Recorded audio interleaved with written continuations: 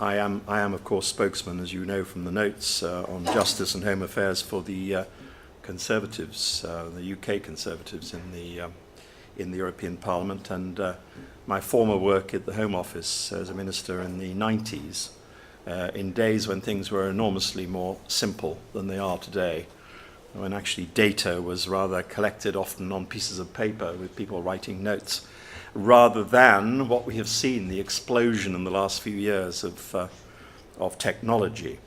But at this time, ladies and gentlemen, we really are at a pivotal moment in relation to Europe and its future economy and its security.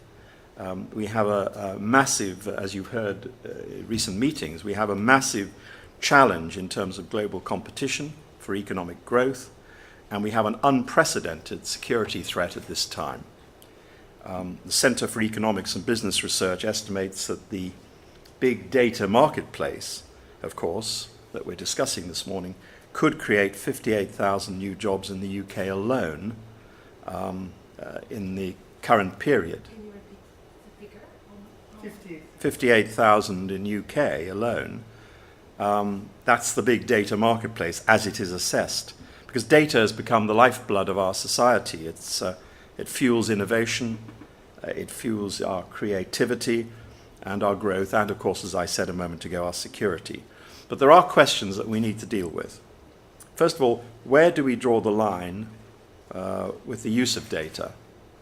When do we have to step in and protect individuals because they don't know how to protect themselves? And when does the security of the collective override, of the collective, that's of everybody, override the rights of the individual? When do businesses have a legitimate right to use your data? When are they liable, and what laws are governing innovation? And are we sufficiently equipped to harness the benefits of big data? For much of the time, it feels as though the individual, businesses, the courts and legislators literally are feeling their way in the dark on the issue. The use of big data has handed us a big opportunity, but it's also obviously created a big challenge. I think we need to apply common sense here. I'm not going to talk about the technical issues that others can talk about, but I want to talk about these general points. The use and collection of big data is increasingly at an incredible rate. It's going up by 60% a year. Facebook alone has more than 800 million active users. More than half of them log on every day, and they generate more than 900 million web pages and upload more than 250 million photos each day. Credit and debit cards, checks, other financial activities, weather and climate data, clinical trials. As I say, Facebook and Twitter provide a steady stream of billions of data sets every month. The use of data isn't going to go away. It can help us fight crime, it can fight disease, as I said earlier, and fight our way to the top of a competitive global economy. The governments are, of course, among the largest collectors and users of personal data, especially in the area where I am working myself on money laundering issues. I'm not a money launderer, but I'm working on the anti-money laundering issues and terrorist financing transactions. It can help locate suspected offenders, can identify and block child pornography, it can enforce intellectual property law, it can be used against us, but it can also be used to fight back. The world has changed, it's not going backwards. Trying to fight modern crime and disease without the use of data is like trying to hold back a tide with your hands. So it's a big opportunity. It's an opportunity for Europeans in particular to be pioneers in science and industry, but big data is only going to be a success for as long as governments and businesses use it intelligently and don't just collect data for the sake of it. Governments and businesses need to create three things. Firstly, a skilled and informed workforce, confident in the use of data with maths and information technology, tools and infrastructure capable of storing and analyzing data, and also the ability for consumers, businesses, and academia to access and share data appropriately, for there to be a technical capability for us to share data sets from different sources and recognize their value, as well as developing cloud computing so we can all access shared data and resources with some speed. However, we have to fill skill shortages in that area. We need to make sure that analytical skills are placed at the forefront of education in schools and for postgraduates, as well as encouraging in-house training, which some of you are involved in. These skills should be encouraged at every level of business, not just in multinationals, but in small and medium-sized businesses especially as well. This massive volume of transactions and actions on the internet means that there has to be a focus on meaningful oversight and creating a culture of data protection awareness among businesses and consumers. I'm not just arguing for regulation on its own, and over-regulation is clearly not the answer to increase consumer awareness. Individuals often ignore notices, they do not understand choices, they resist acknowledging them, they don't like to actually comply unless they're forced. One of the key components to unleashing the potential of data, big data, is that there is greater understanding by consumers and users of what it is and how it can be used. And a key feature of fulfilling its potential is making use of all the data rather than minimizing it.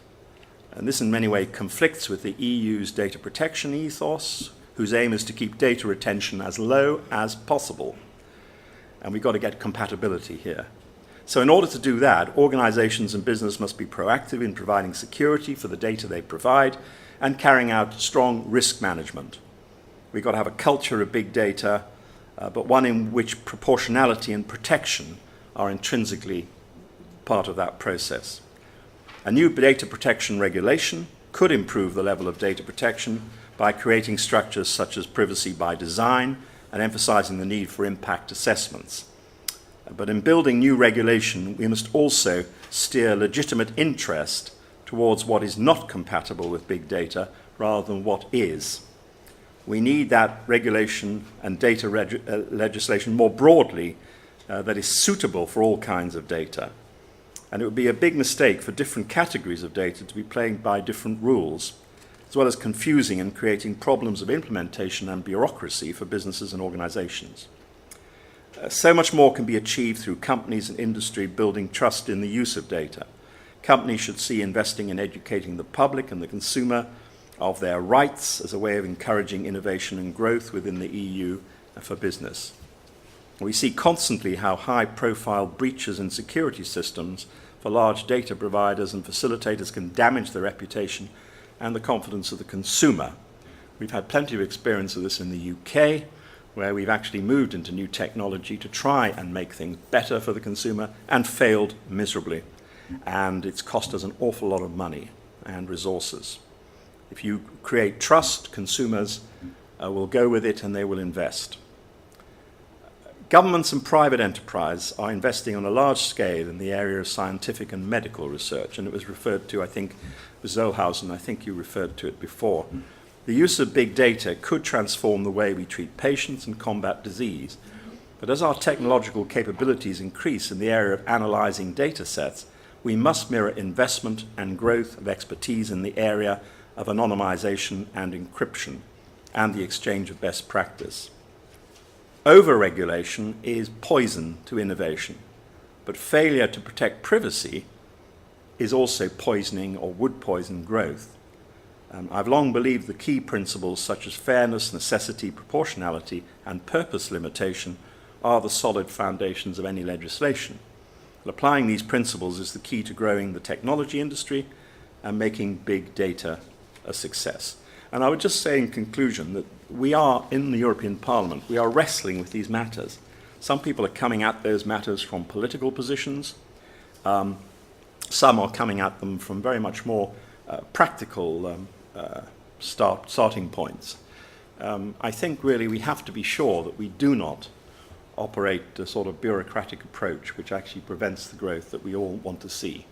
But you understand the difficulties and you understand the balance we have to seek in doing that. Thank you.